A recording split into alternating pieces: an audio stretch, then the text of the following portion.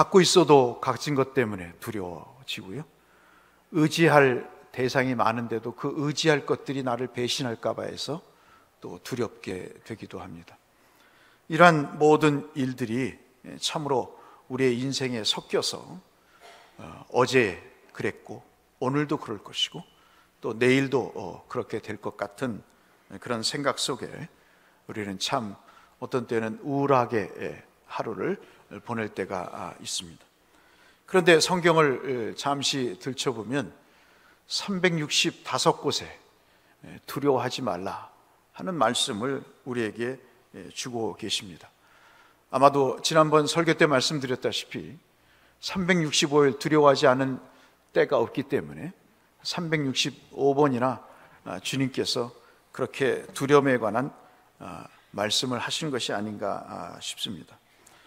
오늘은 잠언의 여러 가지 내용 중에 그 잠언을 종합하는 말씀의 한 일면을 저와 여러분이 나누고자 이 말씀을 선택했습니다.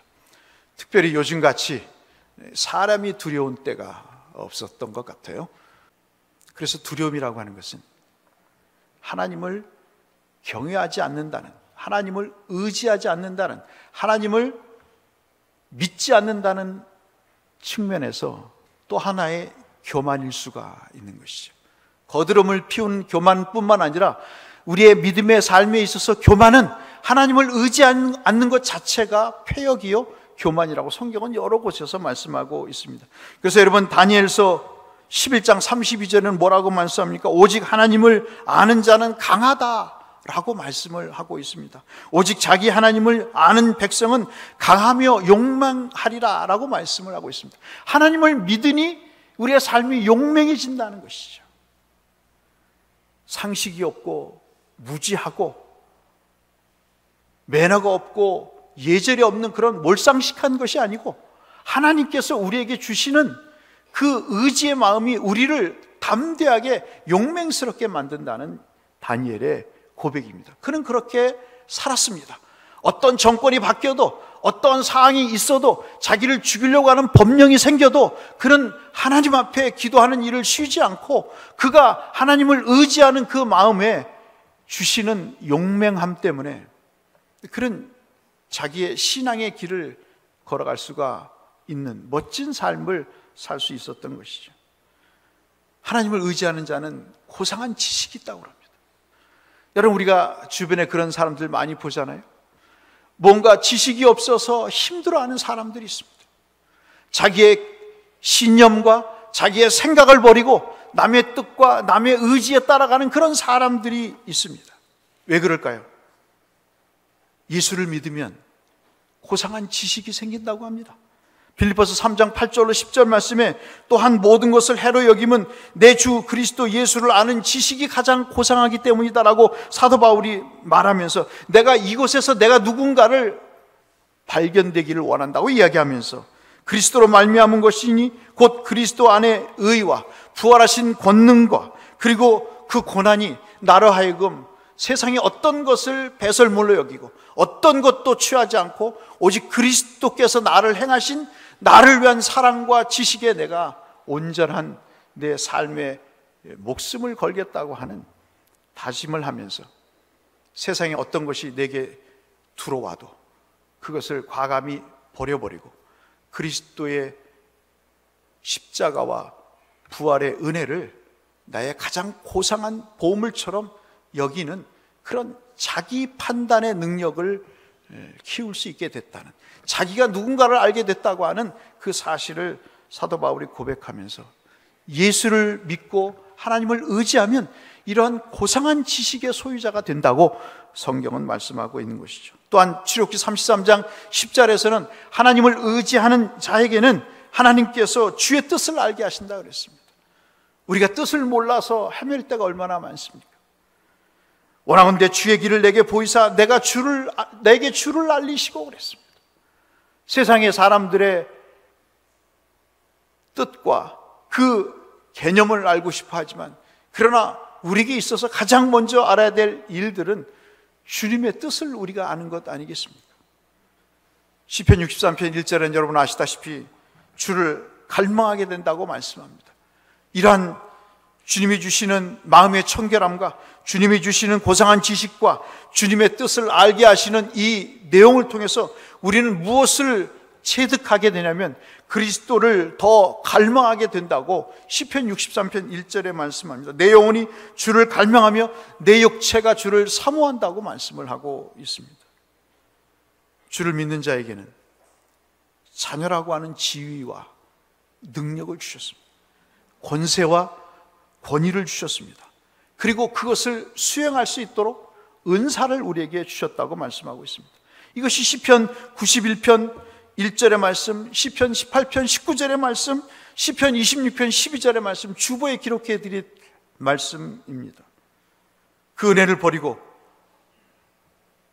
사람을 의지하며 살 때 불붙어야 될 우리의 심령 속에 타오르는 불은 꺼져가고 신앙의 횃불은 온데간데 없이 사라지고 허망한 사람에게 목매어 사는, 그래서 혼란과 낙심과 좌절과 허우적거리는 인생을 살아가게 된다고 성경은 우리에게 말씀해 주고 있습니다. 여러분, 지금까지 우리가 충분히 그렇게 살아왔지 않습니까? 저도 어떤 사람을 굉장히 존경했어요. 어찌 보면 하나님의 말씀보다 더 존경하고 그분의 말씀을 따랐어요. 지금 이 나이 돼서 보니까 그것이 너무나 어리석은 일이에요. 너무나 교수가 아름답게 보였어요. 너무나 신앙이 좋은 분들이 참으로 멋져 보였어요. 웬걸요? 뚜껑을 열어보니 주밖에는 기대할 것이 없다고 하는 그런 사실들을 알게 되면서부터 내가 허망하게 쫓아왔던, 추구해왔던 그런 것들이 아무짝에 쓸모없다는 사실을 50이 넘어서야 알게 되더군요. 사랑하는 성도 여러분, 주를 믿으시기를 주의 이름으로 축원합니다. 어떤 일이 있어도 사람 두려워하지 마십시오. 사람을 의지하지 마십시오. 그 싸움에서 아예 생각을 바꾸세요. 자식을 의지해 보십시오. 자식은 누가 그러더라고요. 낳을 때 기쁨을 다 준 거라고. 내가 부모를 위해서 한 것이 없습니다. 아니, 너는 태어날 때부터 나의 기쁨이 되었어. 네 태어난 자체가 나의 기쁨이고 내게 모든 것을 다 해준 것이야. 이제는 네가 나에게 아무것도 안 해도 너는 나의 기쁨이요 나의 자랑이다. 그렇게 말하는 부모가 있듯이 말이죠. 자녀를 의지해서 얻어졌던 피눈물들이 얼마나 많습니까? 말 못할 고민. 남들은 잘 키웠군요, 남들은 참 부럽군요 하지만 속을 들여다보면 참으로 비참한 현실이 눈물에 맺혀져서 우리의 앞을 가리는 그런 일들이 얼마나 많습니까? 사랑하는 성도 여러분, 그래서 오늘 본문 말씀이 주를 의지하지 않고 사람을 의지하면 올무가 된다고 말씀하고 있는 것이죠. 여러분, 올무, 이 모케시라고 하는 이 히브리 말의 올무, 영어로는 스네어라고 하는 이 말은 마치 갈고리와 같은 것입니다. 그래서 짐승이나 새를 잡기 위해서 숨겨놓고 은밀하게 감춰두었던 생명을 구하는 도구가 아니라 생명을 잡아서 죽이려고 하는 그러한 도구임을 여러분이 다 아시지 않습니까? 거기에는 근본적으로 사람을 살리고자 하는 의도가 없습니다. 사람을 사랑하는 면도 없습니다. 사람을 조금 더 아끼려고 하는 면도 없습니다. 여러분, 어떤 직장의 상사가 어떤 자본주의적인 구조 속에서 사람을 사랑하고 사람을 인간답게 대접하려고 애를 쓰는 기업이, 그리고 사주가 몇 명이나 되겠습니까? 어떤 경제학자가, 어떤 인권주의자가 이것이 참으로 사람을 사랑하는 일이요 사람을 사람답게 하는 일이라고 이야기하면서 그 이론을 펴서 자본주의 시장에, 사회주의 시장에 적용할 때 그 인권과 그 모든 사람의 권리가 보장되었던 제도가 아담과 하와가 창조된 이후에 우리 세상이라고 하는 세상 속에 언제 펼쳐졌습니까? 그저 사회주의보다는 자본주의가 나서 그 자본주의의 틀을 채용할 뿐이지 자본주의가 우리의 패러다이스는 아니지 않습니까? 우리의 지금 경제 구조가 우리의 행복을 보장하는 제도는 아니지 않습니까, 여러분? 사랑하는 성도 여러분, 세상에는 올무투성이죠. 왜 사람을 의지하는 것이 올무가 될까요? 살아보니까 사람은 변하더라고요. 여러분, 옆에 분들 한번 보세요. 이하승 권사님, 민옥성 권사님, 죄송한 말씀이지만 옛날 모습과 같습니까? 달라요. 죄송한 말씀이지만 저도 대곡교회 오기 7년 전의 모습과 지금 모습은 다릅니다. 사람은요, 외모도 변하지만 내모도 변해요. 내적인 모습도 변합니다. 사람이 얼마나 몰인정한지 아십니까? 사람이 얼마나 매몰찬 동물인지 아십니까? 자식도 등을 돌려요. 부모도 자식에게 등을 돌립니다. 때로는 죽음으로 등을 돌리기도 하고, 때로는 경제적인 요인 때문에 등을 돌리기도 합니다. 서로 사랑합니다. 감사합니다. 존경합니다. 맨날 그렇게 입버릇처럼 얘기했던 교회 속에서도 자그마한 일 때문에 등을 돌리고 언제 봤냐는 식의 삶을 사는 것이 우리의 현실인 거죠. 내로남불이 남 얘기입니까? 오늘 우리의 이야기죠. 우리가 주님을 향한 마음은 어떻습니까? 주님이 내게 뭘 해준 게 있는데, 주님이 내 기도를 들은 적이 뭐 있는데, 내가 30년, 40년, 20년 예수를 믿어서 하나님이 내게 해준 게 뭐 있는데, 내겐 돈밖에 없어. 내게는 자식밖에 없어. 내게는 이 건물 몇 채밖에 없어. 그러한 아쉬움 아닌 아쉬움을 되새길 때가 얼마나 많습니까, 여러분? 인간의 말과 생각과 행동은 그 상황에 따라 변하게 되어 있습니다. 보장과 책임이 없는 허상이라는 말씀이죠. 그 허무함이 내 인생의 행복을 맡기는 것은 너무나 참으로 그래서 어리석은 일이라는 것입니다. 누군가를 극도로 추종하고 눈치를 보고 두려워한 그 일은 악한 인간에게 있어서는 기대할 수 없는 것이라는 거죠. 여러분, 아무리 좋아하는 사상가, 저도 몇 명이 있습니다만 그 글을 제가 20대 읽었던 거와 지금 50대 읽었을 때 그 사람의 글이 다른 거예요.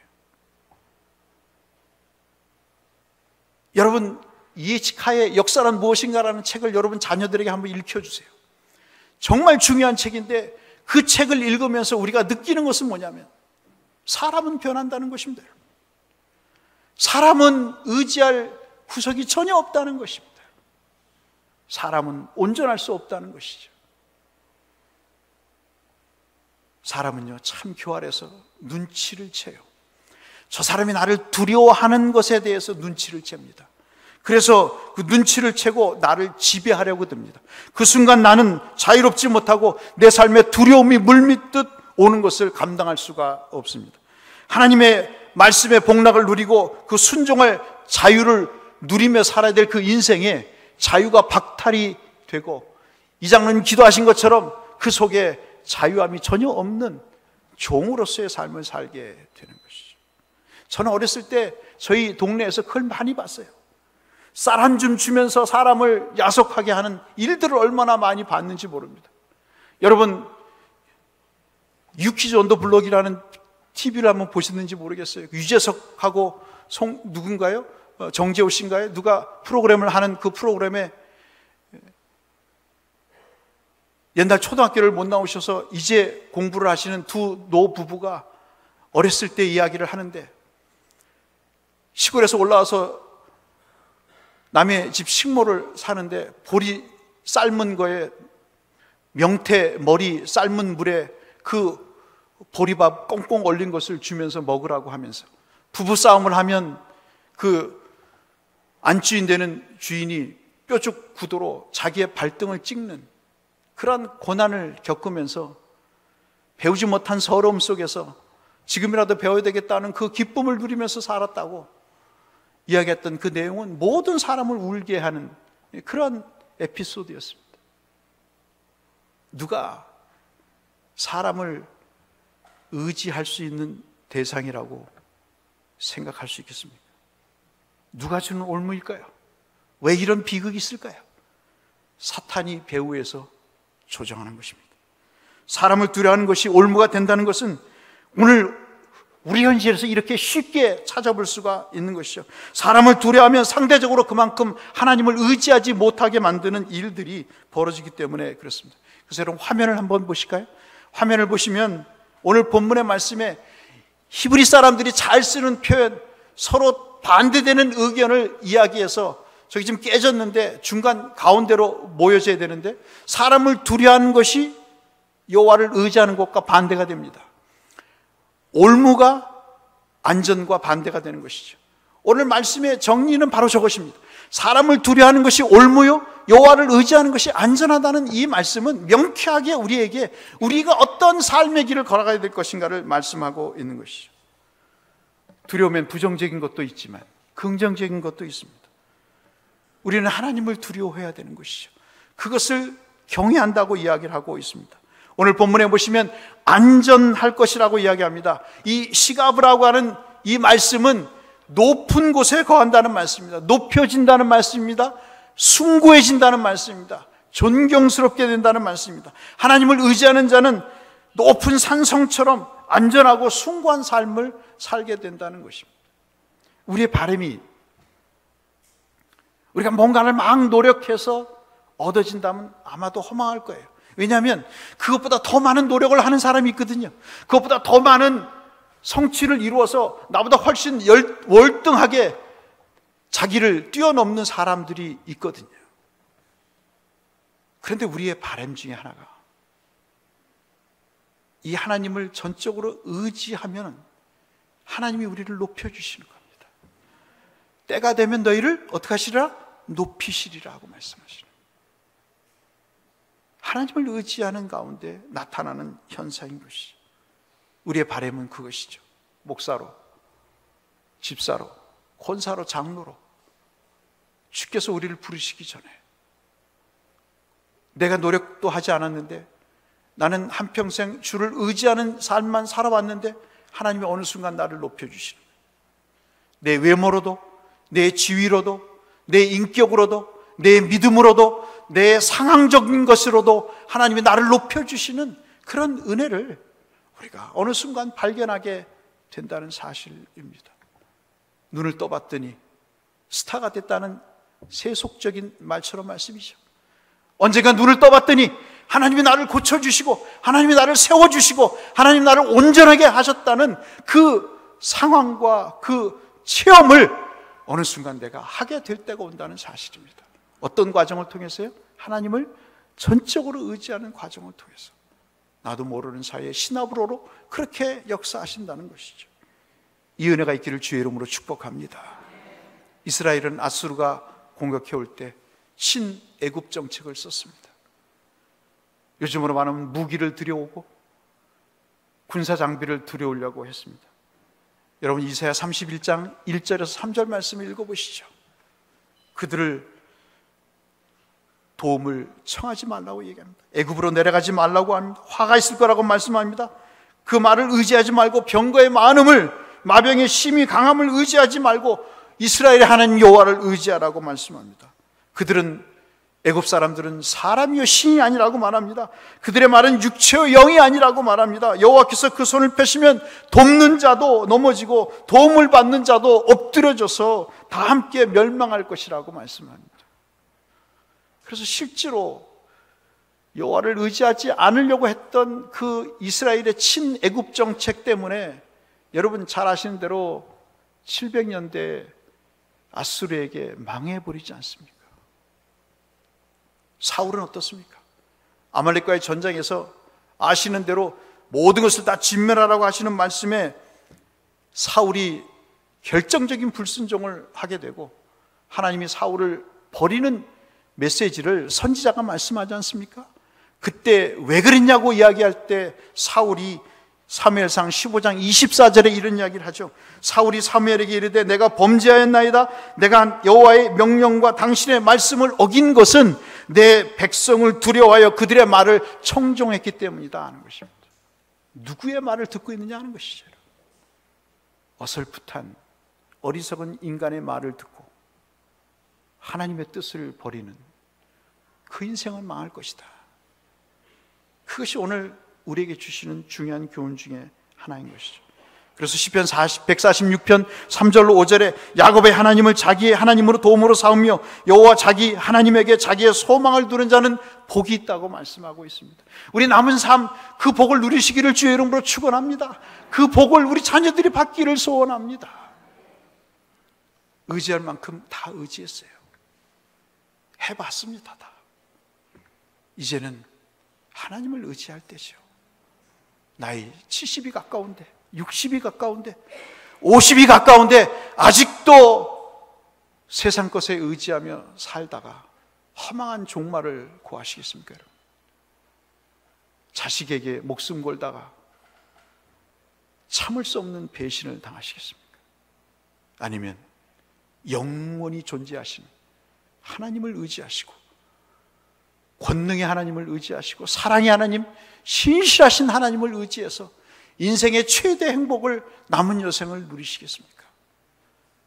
오늘 이 말씀이 여러분에게 복이 되시기를 주님의 이름으로 축원합니다. 결론의 말씀을 드립니다. 사람들은 많음에 자기 세를 과시합니다. 그리고 그것을 자랑합니다. 많은 교회들이, 나라가 다툼이 있고 문제가 생기는 그 원인이 뭐겠습니까? 왜 내부에서 부패가 이루어지겠습니까? 왜 질이 멸절해버리는 그런 일들이 벌어지겠습니까? 하나님의 임재를 의지하지 않기 때문에 그렇습니다. 더 이상 하나님을 의지하지 않아요. 그러면서도 떳떳합니다. 그러면서도 고개를 들고 자랑스럽게 출입을 합니다. 그러나 보세요. 하나님을 의지하는 자와 의지하지 않는 자의 삶의 결과는 180도 다르다는 사실을 여러분 꼭 기억하십시오. 사탄이 하나님을 의지하지 않게 할 때 주는 인생의 선물은 올무밖에 없습니다. 그러나 하나님을 의지하는 자가 받을 축복은 삶의 안전이라고 말씀하고 있는 것입니다. 내가 두려워하는 날에는 내가 주를 의지하리라. 내가 하나님을 의지하고 그 말씀을 찬송할지라. 내가 하나님을 의지하였은즉 두려워하지 아니하리니 혈육을 가진 사람이 내게 어찌하리요. 시편 56편 3절로 4절 말씀. 어줍지 않게 하나님이 아닌 세상 것으로 장난을 치는 그런 일들은 없어져야 될 것입니다. 나라를 위해서도 기도하셔야 되고 공동체를 위해서도 기도하셔야 되고 세상 것을 가지고 사람을 아프게 하는 그 삶은 중단돼야 될 내용들입니다. 미국 남북전쟁에서 아주 치열하게 접전이 이루어졌을 때 북군에 속해 있던 목회자들이 여러분 잘 아시는 링컨에게 찾아와서 그런 말을 했다잖아요. 장군, 우리가 이 북군이 승리를 하기 위해서 하나님이 북군의 편이 되게 해달라고 기도하겠습니다 라고 목회자들이 얘기를 했다는 겁니다. 편을 가르는 거죠. 얼마나 고마운 일입니까? 내가 당신 편이 되어주겠습니다. 편 가르기 좋아하는 한국 사람들이잖아요. 링컨이 한참 그 얘기를 듣고 있다가 군인이라기보다는 정치인이죠. 그 말을 한참 듣고 있다가 기가 막힌 말을 한마디 했습니다. 그러지 말고 한번 따라서 하실까요? 하나님이 우리 편이 되게 해달라고 기도하지 말고 우리가 하나님 편이 되게 해달라고 기도해 주십시오. 사랑하는 성도 여러분, 편을 가로서 우리가 기대하는 바가 뭡니까, 여러분? 결국 나를 따르라는 거 아니겠어요? 왜 나를 따릅니까? 주를 따라야지. 왜 목사가 돼가지고 나를 따르라고 얘기합니까? 주를 따르라고 얘기해야지. 왜 장로가 돼가지고 나를 따르라고 얘기합니까? 주를 따르라고 얘기해야죠. 그런 어리석고 아마추어적인 이 일을 언제까지 계속할 것입니까? 사랑하는 성도 여러분,